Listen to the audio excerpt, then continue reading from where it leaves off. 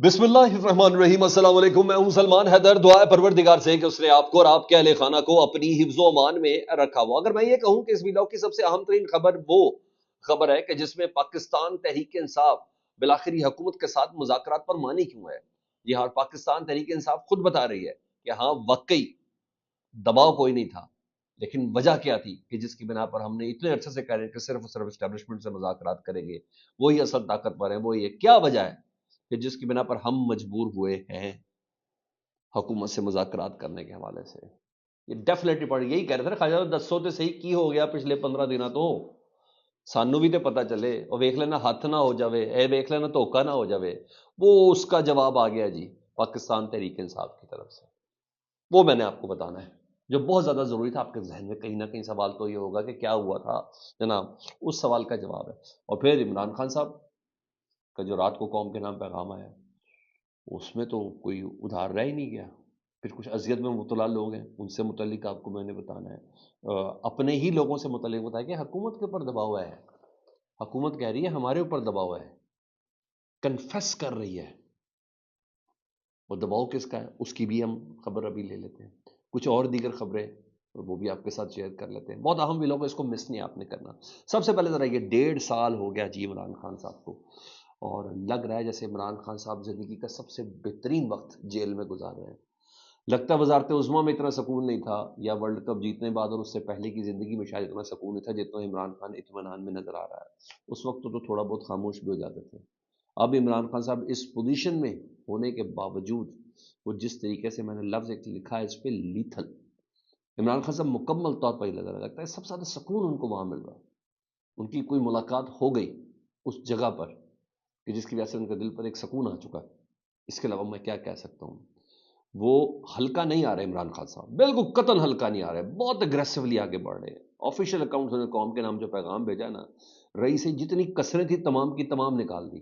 कि वो क्लास से क्या बात हुई, साहब से बात हुई, तो आपको छोटे छोटे टोटों के अंदर थी। मैं आपको जो चीजें बताने जा रहा हूँ ऑफिशियल अकाउंट से, उन्होंने 4 पॉइंट पे सवाल रेस किए, उन्हें एक के बाद एक का जवाब दिया है। डीजीआईएस पे को कहा आप झूठ बोलते हैं। जी हाँ, इमरान खान साहब ने अंदर बैठ के इस मौके पर इस स्टेज पर, ये बड़ी बात है। राना सना लगा है, आप तुम कहते हो कि इमरान खान, नवाज शरीफ और आसिफ अली जरदारी जगह पे बैठ जाए। मैं तुम्हें भी जवाब दे दूं, वो जवाब दिया उन्होंने। उन्होंने ख्वाजा आसिफ साहब को जवाब दिया है, सब कुछ याद करवाया एक के बाद एक। वो क्या कह रहे हैं जरा फिर मैं बताऊं, और फिर उसके बाद आपको वो खबर दूंगा कि पाकिस्तान तरीके से हम मानी क्यों है जी। अच्छा जी, क्यों बैठी क्यों है हुकूमत के साथ मुज़ाकरात के लिए, वो डेफिनेटली आपके साथ रखना है। अडयाला जेल से जी इमरान खान साहब ने कौम के नाम पैगाम भेजा। उन्होंने कहा मुझे अल्लाह पर पूरा यकीन है। सबसे पहले उन्होंने कहा 2025 जो है ना, इस कौम के लिए हकीकी आज़ादी का साल है। यानी कल से ये हकीकी आज़ादी का साल होगा। रजीम चेंज के बाद मुल्क की मीशत तबाह होकर रह गई है। वो जो कह रहे थे ना कि इमरान खान ने इतराफ़ कर लिया कि मुल्क की मीशत संभाल लिया, उन्होंने कहा रजीम चेंज के बाद मुल्क की मीशत तबाह होकर रह गई है, कारोबार बंद हो रहे हैं, और नया सरमाया आने की बजाय सनतकार अपनी इन्वेस्टमेंट, जी हाँ, अपनी इन्वेस्टमेंट निकाल कर बाहर लेके जा रहे हैं। मुआशी तरक्की के लिए सरमायाकारी की ज़रूरत होती है, और मीशत की इस बदहाली की 4 बुनियादी वजूहात हैं। 4 वजूहात उन्होंने बताई इमरान खान साहब ने। उन्होंने कहा नंबर 1, कानून की हुक्मरानी, रूल ऑफ लॉ का खात्मा। ये सबसे बड़ी वजह है मीशत की बदहाली का कि मुल्क में कानून की हुक्मरानी ख़त्म हो गई है। मिलिट्री कोर्ट से सिविलियंस, सियासी कैदियों को सजाएं दिलवाकर सुप्रीम कोर्ट के आईनी बेंच ने अपना मुंह काला किया है। जस्टिस अमीनुद्दीन साहब के बेंच को वो कह रहे हैं कि इस बेंच ने, कि मिलिट्री कोर्ट को इन्होंने इजाजत दी थी ना कि आप सजाएं देते हैं, लेकिन जनवरी में जब हम फैसला देंगे तो उसके साथ उस पर अमल दरामद मशरूत होगी। उन्होंने कहा दरअसल रूल ऑफ लॉ का खात्मा ये किया गया और सुप्रीम कोर्ट के आईनी बेंच ने अपना मुंह काला किया है। मिलिट्री कोर्ट्स और आईनी बेंच बनाकर इससे हमारा जीएसपी प्लस स्टेटस भी खतरे में पड़ गया। वो जो यूरोपीय यूनियन ने जो धमकी दी है, उन्होंने कहा इससे हमारा जीएसपी प्लस वो भी खत्म, फौजी अदालतों के सजाए का सबसे पहला यूरोपीय यूनियन ने रद्द अमल दिया था कि आपका जीएसपी प्लस स्टेटस है, लेकिन उसके लिए आपने ट्रीटी साइन की भी है। यूं बुनियादी इंसानी हकूक, यूं किसी मुलजिम को trial, free and fair trial का हक, वो तो आपने सारा गसब कर लिया फौजी अदालतों से सजाएं दिलवा के। उन्होंने कहा वो हमारा वो खतरे के अंदर पड़ गया। मजीद उन्होंने बोला कि پاکستان میں قانون کی حکمرانی کا مکمل طور پر خاتمہ ہو چکا ہے. اب بیرونی سرمایہ کاری ایک خواب ہے، کیونکہ جس ملک میں قانون کی حکمرانی کا جنازہ اٹھایا جا چکا ہو، قانون کی حکمرانی کا بڑے سخت الفاظ میں نے بولا خان صاحب بہت ہی لیتل ہو کے آ رہے ہیں. انہوں نے کہا جس ملک میں قانون کی حکمرانی کا جنازہ اٹھایا جا چکا ہو وہاں کوئی سرمایہ کاری کرنے کو تیار نہیں ہوتا. آپ دباؤ کے ذریعے وقتی طور پر دکھاوے کا استحکام تو لا سکتے ہیں، مگر جب تک ملک میں سرمایہ کاری نہیں آتی اور عوام کا حکومت پر اعتماد بحال نہیں ہوتا، بے روزگاری اور معاشی بدحالی کو روکا نہیں جا سکتا.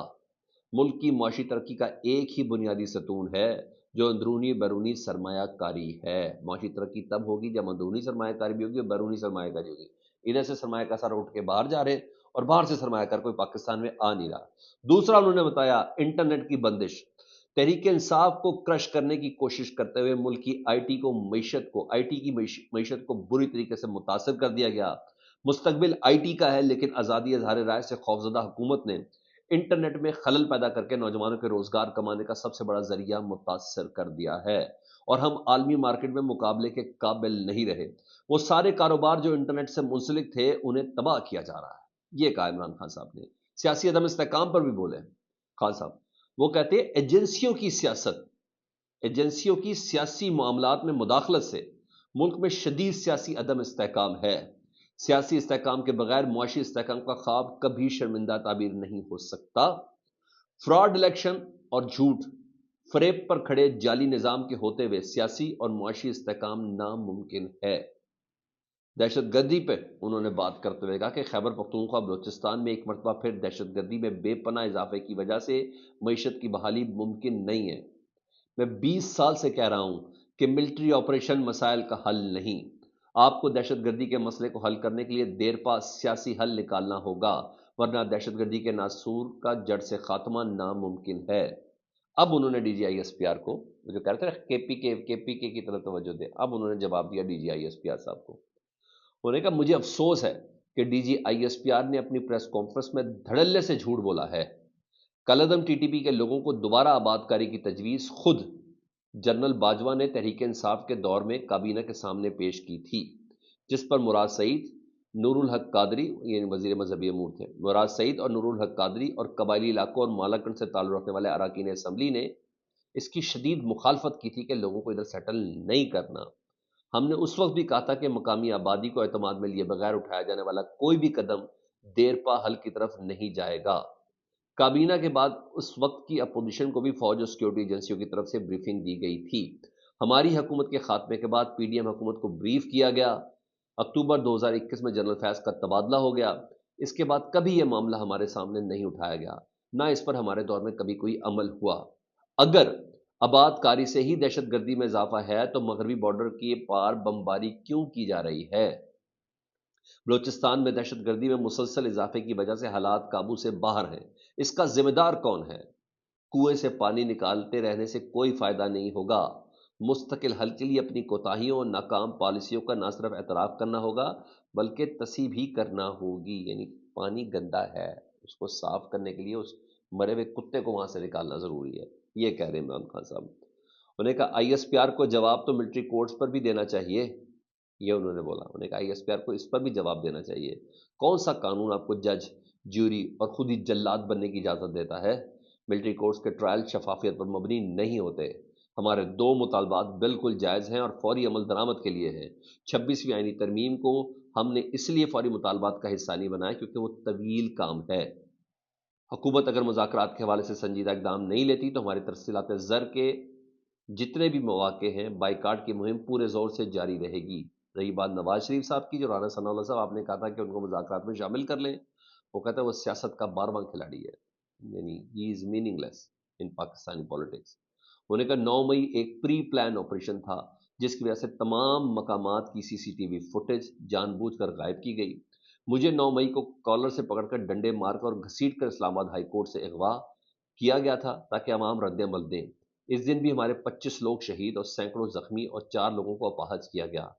ہم پر ہی ظلم کر کے ہمارے ہی خلاف جھوٹے مقدمے بنا لیے گئے اور 10,000 کارکنان کو جیلوں میں بھر دیا گیا، جس کے بعد لوگوں پر تحریک انصاف کو چھوڑنے کے لیے دباؤ ڈالا گیا اور اس کا مقصد صرف اور صرف لندن معاہدے کے تحت تحریک انصاف کو کچلنا تھا، کیونکہ جن لوگوں نے تحریک انصاف چھوڑ دی تھی اس پر آپ نے مقدمے کا خاتمہ کر دیا. وہی مراد راس اور اندلیب عباس وغیرہ سے متعلق بتا رہے ہیں، اور وہ جو فیصلہ آباد کے تھے، جی ہاں، حبیب فاروق حبیب، ان کے متعلق بتا رہے ہیں.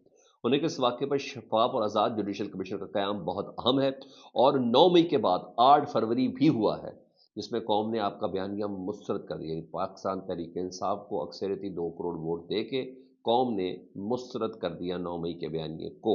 یہ کہتے ہیں عمران خان صاحب. انہیں کہا رہی بات 26 نومبر کی، تو اسلام آباد میں معصوم شہریوں کا قتل عام کیا گیا، اور کئی لوگ ابھی تک لاپتہ ہیں. یہ لوگ قبائلی علاقوں سے نہیں، اسلام آباد سے غائب کیے گئے ہیں، اور ہمیں خدشہ ہے کہ انہیں لال مسجد آپریشن کی طرح غائب کیا گیا ہے. اس لیے آزاد جوڈیشل کمیشن بہت ضروری ہے. جی خان صاحب اس طرح آ رہے ہیں، میں کہہ رہا ہوں لیتل نہیں، بہت زیادہ لیتل ہے. وہ جو کہتے ہیں خان صاحب کسی ڈیل میں زبان، نہیں نہیں نہیں نہیں. خان صاحب نے ہاں الفاظ کا چناؤ بہت بہترین کیا. اس کو، اس کی تلخی، اس کی سختی، وہ جو جن جن لوگوں سے مخاطب ہوتے تھے وہ انہوں نے ضرور اس کو مناسب طریقے سے کہا. ادروائز خان صاحب نے کہا نہیں. یہ تمام چیزیں میرے مطالبات ہیں، 31 جنوری تک کا ٹائم ہے، اس کے بعد پھر ہم دیکھیں گے یہ تمام چیزیں.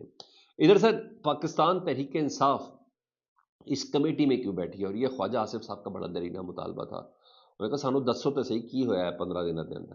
وہ بتاتے ہیں جی. اور اس کا جواب ہے پاکستان تحریک انصاف کے سیکٹری اطلاع شیخ وقاص اکرم نے اس کا جواب دیا، اور بڑا دل کو لگتا ہوا جواب ہے، بہت دل کو لگتا ہوا جواب ہے.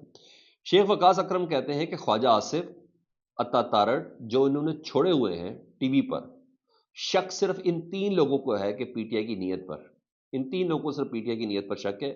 باقی نون لیگ والے بیوقوف ہیں یا ان کو شک نہیں ہے پاکستان تحریک انصاف پر. یہ اپنی دہاڑیاں لگا رہے ہیں. جی ہاں آگے ذرا جی جی کر کے انہیں کہ یہ اپنی دہاڑیاں لگا رہے ہیں.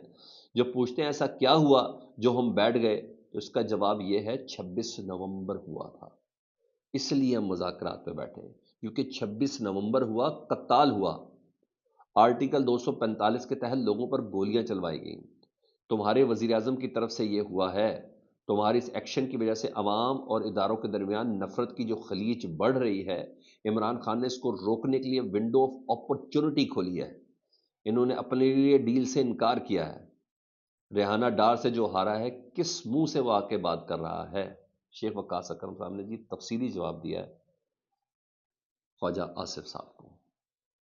میں نے کہا ہم اس لیے بیٹھے ہیں کہ 26 نومبر والا واقعہ بہت خوفناک ہو گیا، اور اس سے ادارے میں اور عوام کے درمیان خلیج بڑھی ہے.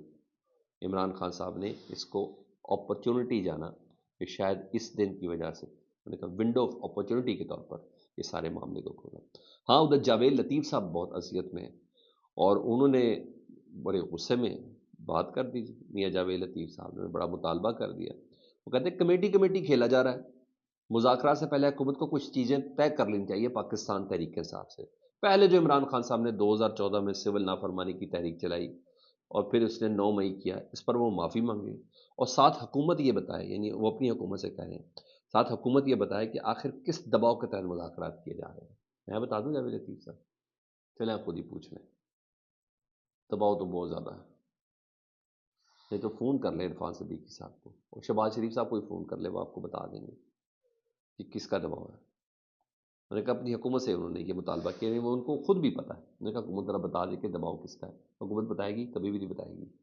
ٹھیک، دیکھیں کیا ہوتا.